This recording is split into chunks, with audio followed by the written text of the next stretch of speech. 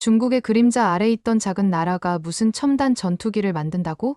파키스탄 공군 고위 간부인 남자는 한국 방문을 하고 코웃음 쳤습니다. 중국 무기만 맹신하던 남자에게는 한국은 하찮은 존재였죠. 중국에서 선물 받은 빨간 실크 수첩에는 J-10C 전투기의 우월성을 자랑하는 메모들로 가득했습니다. 그러나 인천공항에 내린 순간부터 한 남자는 세계관이 흔들리기 시작했습니다. 그리고 얼마 후 파키스탄과 인도의 전쟁이 발발했고 엄청난 후회를 했다고 합니다. 인도군의 한국산 K9 자주포가 파키스탄 부대를 초토화시켰죠. 파키스탄의 남자가 한 선택이 동료들의 목숨을 앗아갔다는 현실 앞에서 파키스탄 전체가 충격에 빠졌다고 하는데 이야기 시작하겠습니다.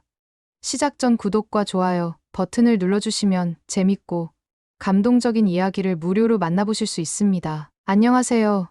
저는 파키스탄 공군의 고위 간부 알리 칸입니다. 35년 동안 군에서 복무하며 무기 조달과 전략 기획을 담당해왔죠. 중국과의 군사협력은 제 자부심이었습니다. 그들의 첨단 무기, 특히 J-10C 전투기는 우리 공군의 핵심 전력이 될 거라 확신했으니까요. 칸 준장, 장관님께서 지금 바로 찾으십니다. 사무실 문을 열고 들어온 비서의 말에 저는 서류에서 고개를 들었습니다. 무하마드 알람 장관님이 갑자기 저를 부르시다니 분명 중요한 일이겠죠.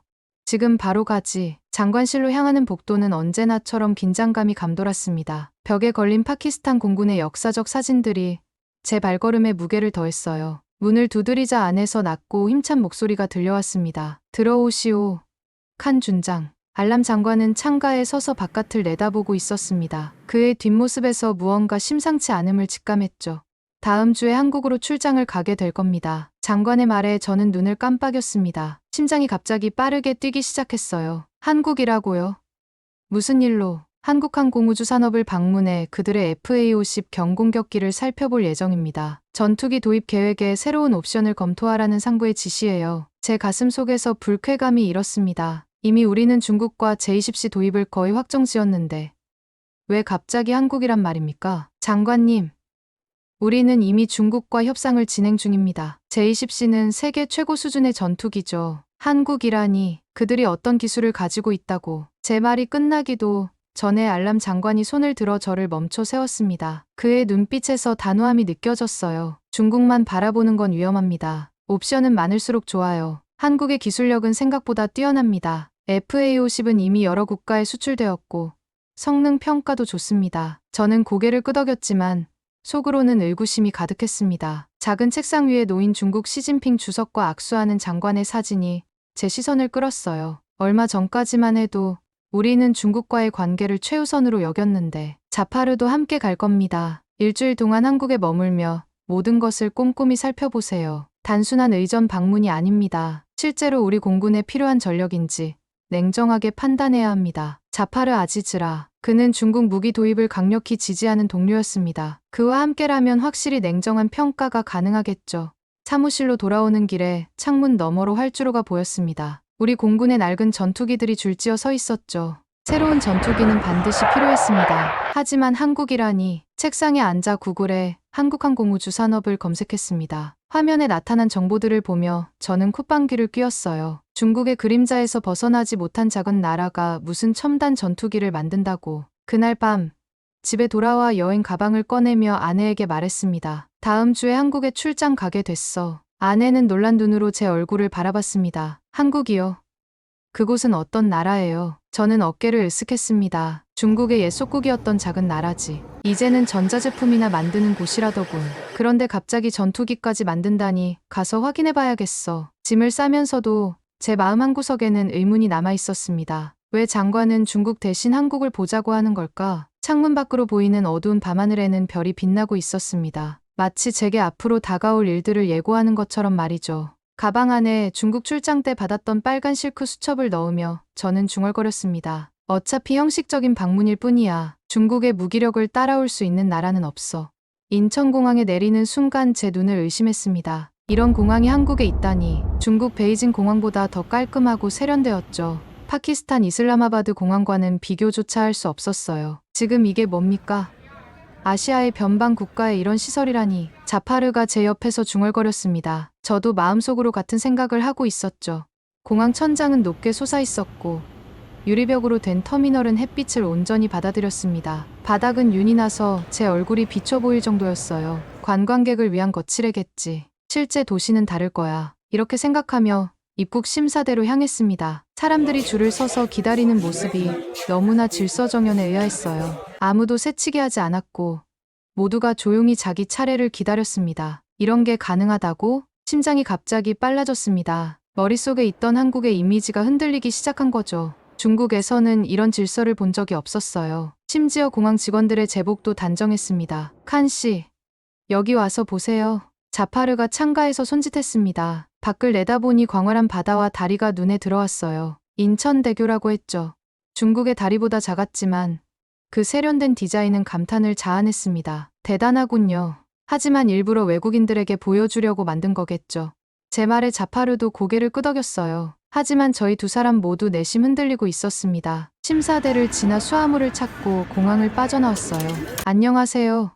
칸 준장님, 자파르 준장님. 저는 한국항공우주산업의 박서윤입니다. 밝은 미소를 지닌 젊은 여성이 저희를 맞이했습니다. 영어가 아닌 영어 통역사를 대동한 것이 의외였죠. 중국에서는 항상 영어로 대화했거든요. 환영합니다. 인천공항은 마음에 드셨나요? 박서윤의 질문에 저는 냉담하게 대답했습니다. 그저 그렇군요. 베이징 공항이 더 규모가 크죠. 제 대답에 박서윤의 눈빛이 잠시 흔들렸지만 그녀는 곧 미소를 되찾았어요. 네, 맞습니다. 하지만 저희는 효율성을 중시했어요. 세계 공항 서비스 평가에서 12년 연속 1위를 차지했답니다. 가슴 한켠이 찔렸습니다. 일부러 비교한 건데 그녀는 당당하게 받아쳤어요. 숙소로 향하는 차 안에서 창밖을 바라봤습니다. 도로는 깨끗했고 차들은 질서 있게 움직였죠. 중국의 혼잡한 도로와는 사뭇 달랐어요. 저 다리는 언제 지었나요? 자파르가 물었습니다. 인천대교는 2009년에 완공되었어요. 길이가 21.4km로 한국에서 가장 긴 다리입니다. 2009년, 생각보다 오래되었네요. 아직도 새 것처럼 보였습니다. 우리나라의 다리들은 10년만 지나도 낡아 보이는데 말이죠. 차가 서울로 들어서자 더 놀라움이 커졌습니다. 높은 빌딩들이 하늘을 찌를 듯 솟아 있었고 거리는 깨끗했어요. 사람들은 분주하게 움직였지만 어딘가 여유로워 보였습니다. 우리 스케줄을 설명해 드리겠습니다. 박서윤이 태블릿을 펼쳤습니다. 내일은 한국항공우주산업 본사 방문이고 모레는 생산시설 견학입니다. FA-50 시범 비행도 준비되어 있어요. 시범 비행. 갑자기 흥미가 생겼습니다. 실제로 한국산 전투기가 어떤지 볼 수 있는 기회였으니까요. 호텔에 도착해 짐을 풀면서 창밖으로 보이는 서울 야경에 넋을 잃었습니다. 반짝이는 조명들이 마치 별처럼 퍼져 있었어요. 어떻게 이런 도시를 만들었지? 제 가방에서 중국에서 받은 빨간 실크 수첩을 꺼냈습니다. 그 안에는 중국 무기 시스템의 장점들을 적어두었죠. 하지만 오늘 본 광경들로 인해 의문이 생겼어요. 정말 중국이 모든 면에서 우월한 걸까? 침대에 누워 천장을 바라보며 생각했습니다. 내일은 어떤 놀라움이 기다리고 있을까? 가슴 한편에서는 설렘과 불안이 교차했어요. 제 믿음이 흔들리기 시작한 첫날이었습니다. 아침 일찍 한국항공우주산업로 향하는 차 안에서 저는 여전히 반신반의했습니다. 창밖으로 지나가는 서울의 풍경이 마치 꿈처럼 느껴졌죠. 이토록 발전한 도시라니, 중국 외의 아시아에서 이런 모습을 볼 수 있을 거라고는 생각도 못했어요. 오늘 무슨 기대를 품고 계신가요? 박서윤이 물었습니다. 저는 어깨를 으쓱하며 대답했어요. 솔직히 말하자면 별로 없습니다. 우리는 이미 중국의 제20시 도입을 거의 결정했으니까요. 제 대답에 박서윤은 미소를 지은 채 고개를 끄덕였습니다. 그 표정이 왠지 자신감에 차 보였죠. 마치 무언가를 알고 있는 듯한 눈빛이었어요. 오늘 그 생각이 바뀔지도 모르겠네요. 차가 경상남도 사천에 위치한 한국항공우주산업 본사에 도착했습니다. 건물은 웅장하진 않았지만 세련된 디자인이 눈에 띄었어요. 주차장에 줄지어 서 있는 차들이 모두 깨끗하고 정돈된 모습이었습니다. 작은 것 하나까지 질서가 느껴졌죠. 환영합니다. 칸 준장님. 현관에서 저희를 맞이한 사람은 한국항공우주산업 전투기 개발팀의 이지훈 연구원이었습니다. 그의 눈빛에서 자부심이 느껴졌어요. 반사적으로 제 등이 펴졌습니다. 군인으로서 전문가를 만날 때 느끼는 긴장감이었죠. FA-50 제작 라인부터 보여드리겠습니다. 생산 현장으로 들어서자마자 제 눈이 휘둥그레졌습니다. 로봇팔이 정밀하게 움직이며 항공기 부품을 조립하고 있었어요. 작업자들은 모두 하얀 작업복을 입고 집중하고 있었습니다. 베이징 항공사 공장보다 규모는 작았지만 정밀도와 깔끔함은 비교할 수 없었죠. 이 공장의 생산 능력은 얼마나 됩니까? 자파르가 물었습니다. 연간 최대 24대 생산이 가능합니다. 하지만 품질 관리가 더 중요하죠. 이지훈의 대답이 제 귀에 박혔습니다. 중국에서는 항상 대량, 빠른 생산을 강조했는데 여기선 품질 먼저 말했어요. 가슴 한편이 묘하게 울렸습니다. FA50의 무장 시스템을 설명해 주시겠어요? 제가 물었습니다. 이지훈은 도표를 펼쳐 보여주며 설명했어요. FA50은 20mm 기관포와 공대공, 공대지 미사일을 장착할 수 있습니다. 최대 4.5톤의 무장을 실을 수 있고 발걸음이 자연스레 늦춰졌습니다. 제 예상보다 훨씬 뛰어난 성능이었어요. 심장이 빠르게 뛰기 시작했습니다. 정말 한국이 이런 첨단 무기를 제작할 수 있다니. 실제 비행은 언제 볼 수 있나요? 제 목소리에 초조함이 묻어났습니다. 이지훈은 시계를 확인하고 말했어요. 바로 지금이요. 활주로로 가 보시죠. 활주로에 도착하자 FA50 2대가 이륙 준비를 하고 있었습니다. 하얀 동체에 파키스탄 공군 마크가 그려져 있는 상상을 하니 가슴이 뛰었어요. 비행기가 이륙하는 순간 그 날렵한 움직임에 숨이 멎을 것 같았습니다. 와, 저도 모르게 탄성이 나왔어요. 비행기는 하늘을 날아다니며 급선회와 상승을 반복했습니다. 안정적이면서도 날카로운 기동이었죠. 제 옆에 있던 자파르도 입을 다물지 못했어요. 이 정도면 제20C와 견줄 만하지 않나요? 제 질문에 이지훈은 자신감 있게 대답했습니다. 용도가 다릅니다. FA50은 가격 대비 성능이 우수하고 유지 보수가 간편합니다. 특히 파키스탄 같은 지형에서 활용도가 높을 겁니다. 저는 제 빨간 실크 수첩을 꺼내 메모를 시작했습니다. 손이 떨렸어요. 믿었던 중국 무기의 장점들이 하나씩 무너지는 기분이었으니까요. KF-21도 보여드릴까요? 이지훈이 또 다른 경납고로 저희를 안내했습니다. 그곳에는 더 크고 강력해 보이는 전투기가 있었어요. 첨단 스텔스 전투기였습니다. 이건 대단하군요. 말문이 막혔습니다. 머릿속에서 생각의 변화가 일어나기 시작했어요. 한국이 이토록 발전했다니. 중국만 바라보던 제 시선이 흔들렸습니다. 가슴 한켠에 무언가 불편한 감정이 자리 잡았어요. 부정하고 싶었지만 눈앞의 현실을 무시할 수 없었습니다. 빨간 수첩에 적힌 내용들이 갑자기 의미 없게 느껴졌어요. 하루 만에 제 확신이 무너지고 있었습니다. 한국항공우주산업 방문을 마치고 서울로 돌아오는 길. 저는 침묵에 빠졌습니다. 머릿속이 복잡했어요. 제가 알던 세계가 흔들리는 느낌이었죠. 이렇게 작은 나라가 이토록 발전했다니. 창밖으로 보이는 풍경이 낯설게 느껴졌습니다. 도심을 구경하고 싶으신가요? 박서윤의 제안에 저는 고개를 끄덕였어요. 사실 더 보고 싶었습니다. 이 나라가 정말 어떤 곳인지 알고 싶었죠. 여기는 강남이라는 지역입니다. 차에서 내리자 고층 빌딩들이 시선을 압도했습니다. 사람들이 분주히 오가는 모습이 눈에 들어왔어요. 모두 세련된 옷차림에 바쁘게 움직였습니다. 중국의 도시와는 뭔가 달랐어요. 이 사람들 정말 여유가 있네요. 자파르가 중얼거렸습니다. 저도 같은 생각이었어요. 빠르게 걸으면서도 어딘가 여유로워 보였습니다. 아무도 소리를 지르거나 밀치지 않았죠. 저기 보세요. 박서윤이 가리킨 곳을 바라봤습니다. 연세 지긋한 노인이 길가에 쓰레기를 주워 분리수거함에 넣고 있었어요. 특별한 제복도 없이 그냥 일반 시민 같았습니다. 저분은 환경미화원인가요? 제 질문에 박서윤은 고개를 저었습니다. 아니요. 그냥 동네 어르신이세요. 자발적으로 하시는 거죠. 믿기 힘들었습니다. 누가 시키지도 않았는데 길거리 쓰레기를 치운다니. 가슴이 묘하게 울렸어요. 중국에서는 상상할 수 없는 광경이었습니다. 여기 잠시 들려볼까요? 한국 전통 찻집입니다. 좁은 골목으로 들어섰습니다. 현대적인 빌딩 사이에 전통 한옥이 자리하고 있었어요. 문을 열고 들어가자 은은한 차 향기가 코끝을 스쳤습니다. 나무 바닥과 낮은 탁자, 전통 방석이 인상적이었어요. 어서 오세요. 주인 아주머니가 환하게 웃으며 맞이했습니다. 그녀는 우리가 외국인인 것을 알고도 전혀 놀라지 않았어요. 마치 매일 외국인을 맞이하는 것처럼 자연스러웠죠. 어디서 오셨어요? 파키스탄에서 왔습니다. 제 대답에 주인 아주머니는 더 밝게 웃었습니다. 아, 파키스탄. 우리 아들이 거기 여행 다녀왔어요. 참 좋은 사람들이 많다고 하더라고요. 순간 가슴이 뭉클해졌습니다. 제 나라를 아는 사람을 만나다니. 그것도 좋은 인상을 가지고 있다니. 따뜻한 차를 마시며 거리를 내다봤어요. 사람들이 질서정연하게 횡단보도를 건너고 있었습니다. 신기하네요. 신호등이 빨간색인데도 차들이 완전히 서 있어요. 제 말에 박서윤이 미소 지었습니다. 당연한 거 아닌가요? 당연하지 않았습니다. 제가 알던 세계에서는요. 마음이 흔들렸어요. 차를 마시며 창밖을 바라보는데 한 남자가 지갑을 떨어뜨렸습니다. 뒤에 오던 여성이 재빨리 주워서 그에게 돌려주었어요. 감사합니다. 아니에요. 이 짧은 대화가 제 귀에 깊이 박혔습니다. 아무도 보고 있지 않아도 정직하게 행동하는 모습. 빨간 실크 수첩을 꺼내 이 광경을 적었어요. 손이 떨렸습니다. 내가 한국에 대해 얼마나 무지했는지 깨닫는 순간이었으니까요. 이제 어디로 가고 싶으세요? 저는 잠시 생각하다 대답했습니다. 그냥 평범한 사람들이 사는 동네를 보고 싶어요. 박서윤은 고개를 끄덕였습니다. 차를 타고 잠시 이동한 후 아파트 단지 근처에 도착했어요. 아이들이 놀이터에서 뛰어놀고 노인들은 벤치에 앉아 담소를 나누고 있었습니다. 평화로웠어요. 너무나 평화로워서 가슴이 아팠습니다. 우리 파키스탄 사람들도 이런 평화를 누릴 자격이 있는데 왜 우리는 못 가지고 있을까?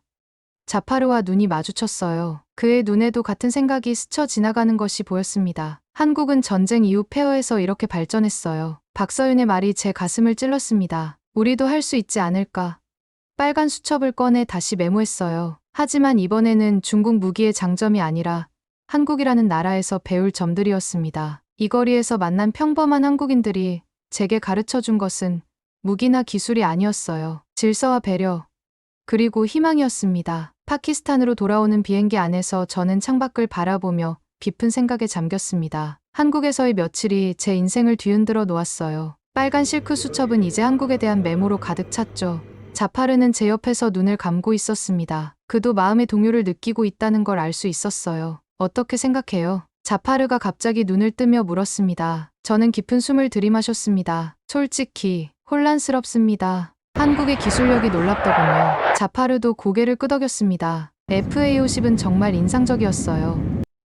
근데 우리가 중국과 약속했잖아요. 그 말에 제 가슴이 조여들었습니다. 맞습니다. 이미 중국과 J-10C 도입을 거의 확정지었죠. 정치적 관계도 있고 경제적 의존도도 있었습니다. 한국의 전투기가 아무리 좋다 해도 중국은 우리의 오랜 동맹국이었어요. 이슬라마바드 공항에 도착하자마자 저희를 기다리고 있던 차가 보였습니다. 알람 장관이 긴급히 보고를 요청했다는 연락을 받았어요. 차 안에서 자파르와 눈이 마주쳤습니다. 무슨 말을 해야 할지, 우리가 본 것을 어떻게 설명해야 할지 고민이 됐죠.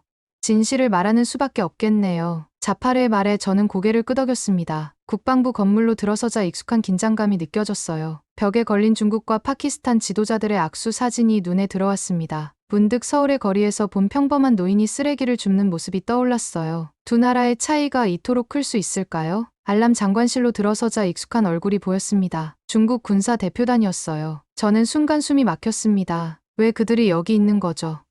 칸 준장, 자파르 준장, 돌아왔군요. 중국 측 왕 대표께서 J-10C 도입 계약 서명을 위해 왔습니다. 알람 장관의 말에 저는 얼어붙었습니다. 이렇게 빨리.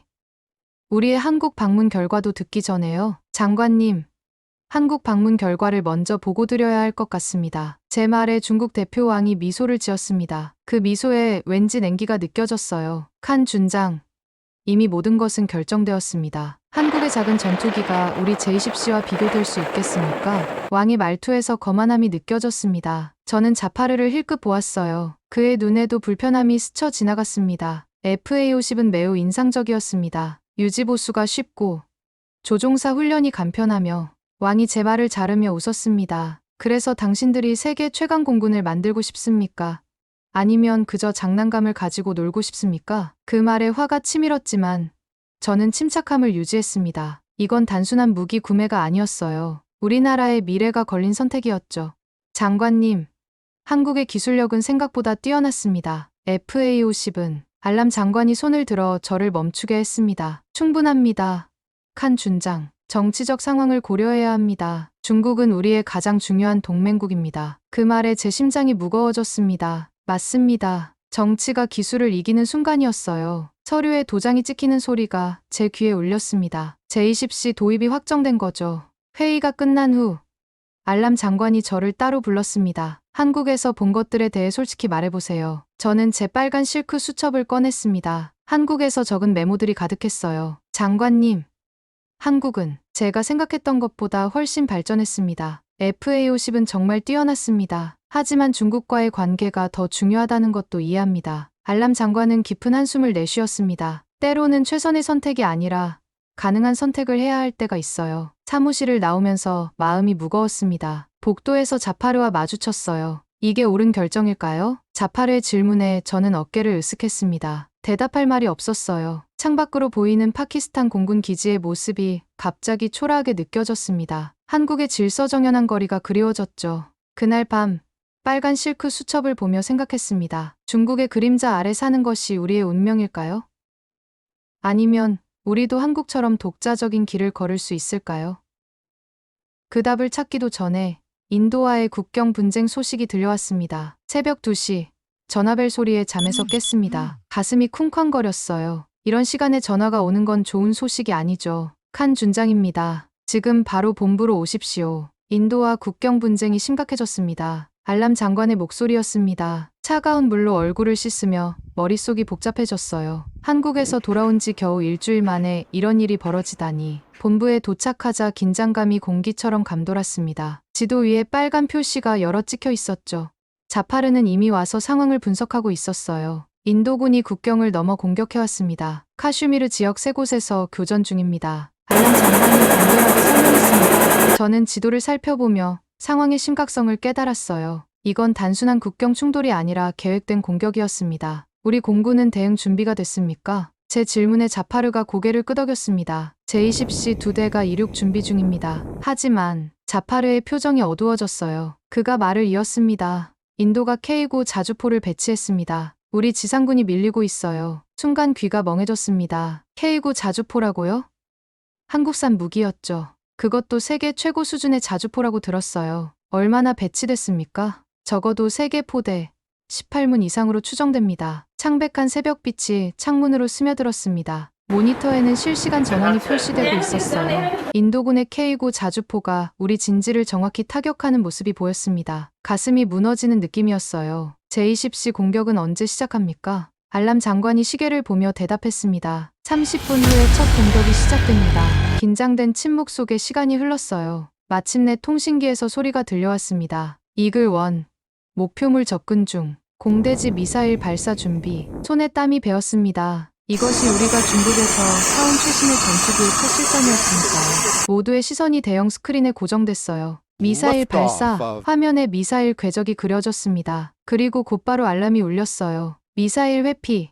적 방공망이 우리 미사일을 요격했습니다. 믿을 수 없었습니다. 자파르와 눈이 마주쳤어요. 그의 눈에도 놀라움이 가득했습니다. 다시 시도합니다. 두 번째 미사일도 발사됐지만 결과는 같았어요.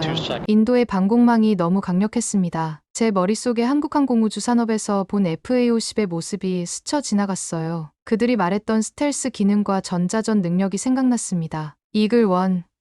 회피 기동. 적 대공미사일 접근 중. 통신기에서 긴박한 목소리가 흘러나왔습니다. 화면에서 우리 제20씨가 급격히 회전하는 모습이 보였어요. 하지만 미사일은 계속 추적했습니다.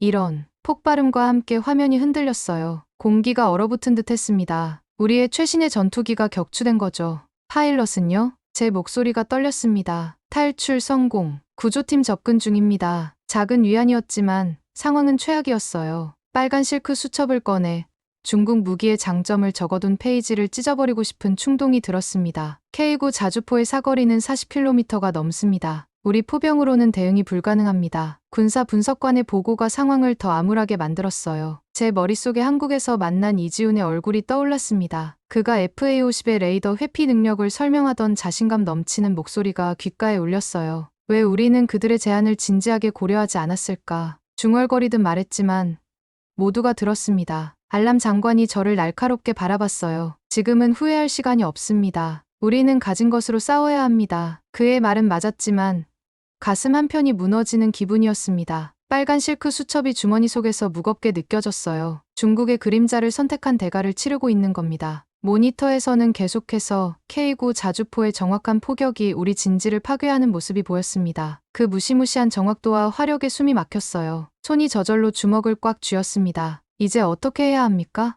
자파르의 질문에 알람 장관은 깊은 한숨을 내쉬었습니다. 외교적 해결을 모색해야 할 것 같습니다. 군사적으로는 역부족입니다. 창가에 서서 동이 트는 하늘을 바라봤습니다. 한국에서 본 평화로운 아침 풍경이 그리웠어요. 그리고 그때 내린 선택이 지금 이 순간 우리 군인들의 생명을 위험에 빠뜨리고 있다는 생각에 가슴이 찢어질 듯 아팠습니다. 전쟁 상황실은 절망으로 가득 찼습니다. 벽면 모니터들은 계속해서 패배의 소식을 전하고 있었어요. 저는 창백한 형광등 아래 서류를 넘기며 마음이 무너지는 느낌을 겪었습니다. 우리 부대 소식이 속속 들어왔는데 모두 암울했죠.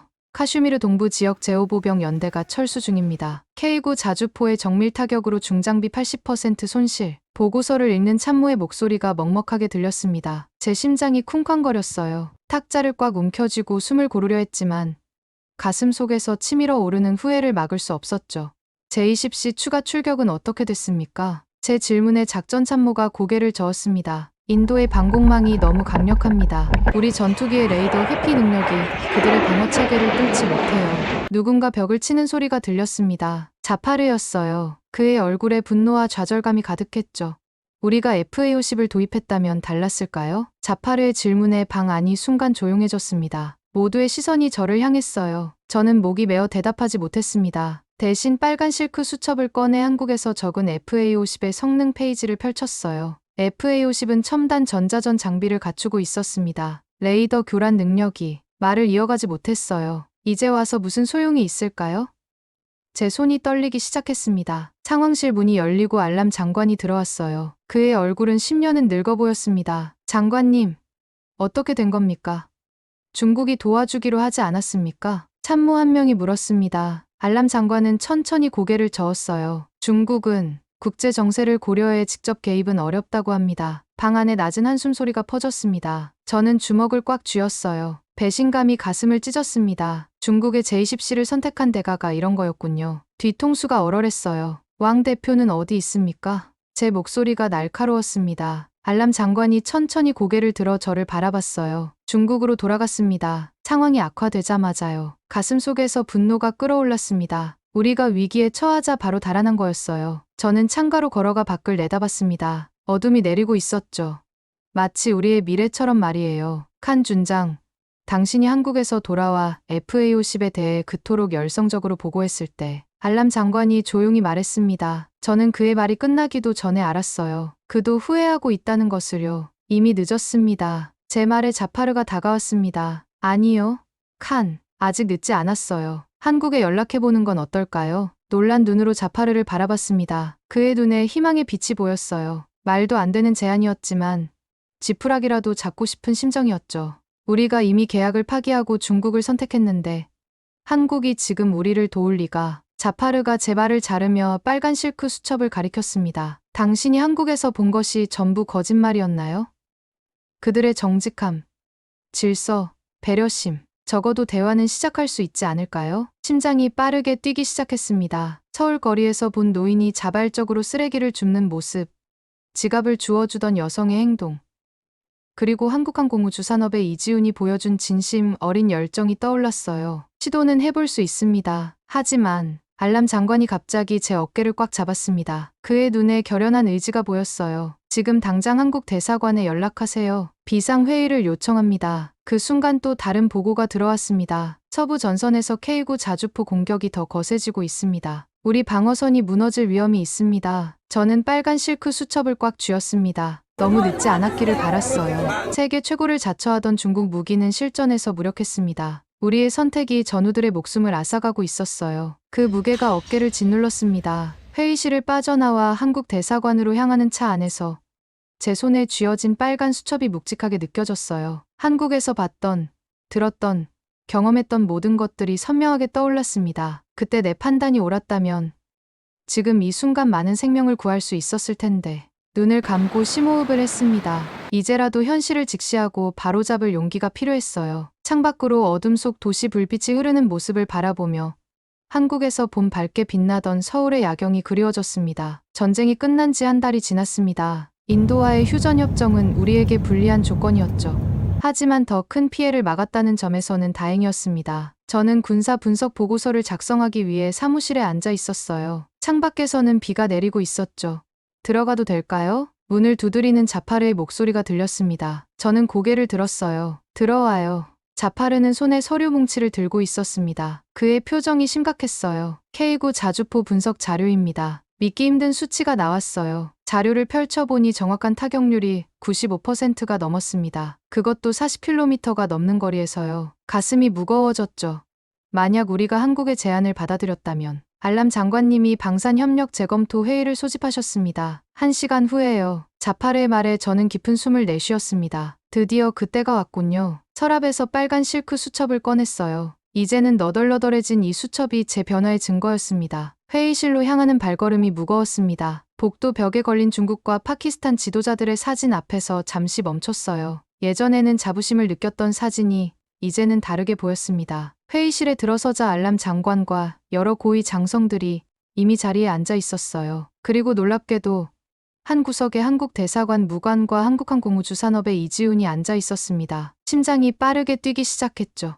칸 준장, 자리에 앉으세요. 중요한 논의를 시작하겠습니다. 알람 장관의 목소리는 무겁지만 결연했습니다. 저는 이지훈과 눈이 마주쳤어요. 그는 가볍게 고개를 끄덕였습니다. 미소는 없었지만 적대감도 보이지 않았어요. 인도와의 전쟁에서 우리는 값비싼 교훈을 얻었습니다. 알람 장관이 말을 이어갔습니다. 우리의 무기 선택이 얼마나 중요한지, 그리고 정치적 판단만으로 결정해서는 안 된다는 것을 말이죠. 방 안에 무거운 침묵이 흘렀습니다. 모두가 그 의미를 알고 있었어요. 한국항공우주산업의 이지훈 연구원이 새로운 제안을 가지고 왔습니다. FA50과 함께 K9 자주포 도입에 관한 내용입니다. 이지훈이 자리에서 일어나 프레젠테이션을 시작했습니다. 그가 말하는 동안 저는 제 빨간 실크 수첩을 바라봤어요. 한국에서 적었던 그 모든 긍정적인 평가들이 이제는 모두에게 분명해졌습니다. 질문 있으신가요? 이지훈의 발표가 끝나고 알람 장관이 물었습니다. 저는 천천히 손을 들었어요. 왜 돌아오셨습니까?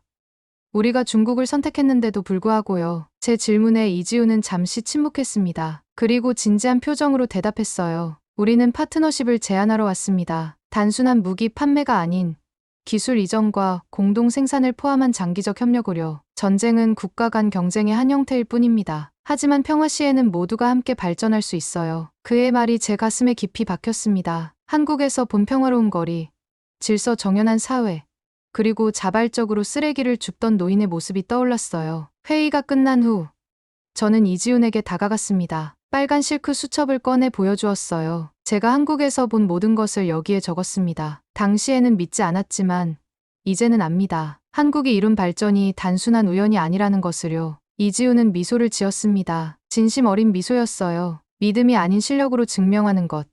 그것이 한국의 방식입니다. 오후 저는 알람 장관과 단둘이 이야기할 기회를 가졌습니다. 그의 사무실 창문으로 햇빛이 들어왔어요. 비가 그치고 맑아진 하늘처럼 우리의 미래도 밝아질 수 있을까요? 장관님, 저는 한국과의 협력을 강력히 지지합니다. 알람 장관은 고개를 끄덕였습니다. 칸 준장, 당신이 한국에서 돌아와 보고했던 내용을 기억합니다. 그때 더 귀 기울였어야 했어요. 제 손에 들린 빨간 실크 수첩이 햇빛에 반짝였습니다. 이제 이 수첩은 제 오만과 편견의 상징이 아니라 변화와 깨달음의 증거가 되었어요. 우리는 강대국의 그림자에서 벗어나 스스로 서야 합니다. 한국처럼요. 창밖으로 보이는 파키스탄의 하늘이 그 어느 때보다 푸르게 느껴졌습니다. 한국에서 본 질서와 기술력, 그리고 무엇보다 사람들의 자부심과 정직함을 우리도 배울 수 있을 거라는 희망이 피어올랐어요. 빨간 수첩을 펼쳐보니 한국 방문 첫날 제가 적었던 오만한 말들이 눈에 들어왔습니다. 중국의 속국 같은 나라가 뭘 만들겠어. 이제 저는 웃으며 그 페이지를 넘겼어요. 마지막 페이지에 새로운 문장을 적었습니다. 나는 한국에게서 배웠다. 진정한 강함은 크기가 아닌 기술과 정신에서 온다는 것을. 이제 저는 압니다. 세계를 바라보는 눈을 바꾸면 미래도 바꿀 수 있다는 것을요.